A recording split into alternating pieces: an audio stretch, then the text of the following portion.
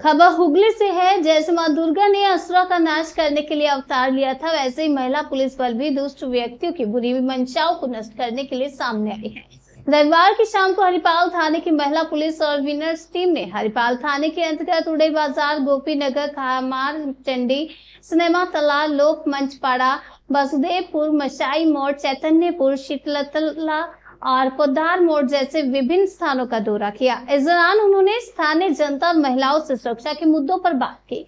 हुगली ग्रामीण पुलिस के इस कदम की स्थानीय लोगों ने सराहना की। कार्यक्रम के दौरान थाने का संपर्क नंबर भी सभी के साथ साझा किया गया ताकि किसी भी आपात स्थिति में जनता को त्वरित सहायता मिल सके।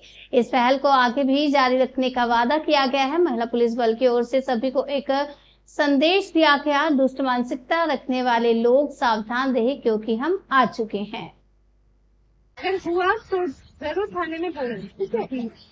তোমাদের কাছে কাগজ পেপার পেন বা ফোন আছে? আমি থানার নাম্বারটা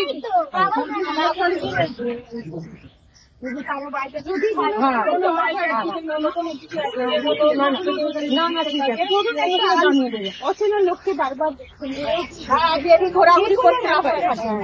993306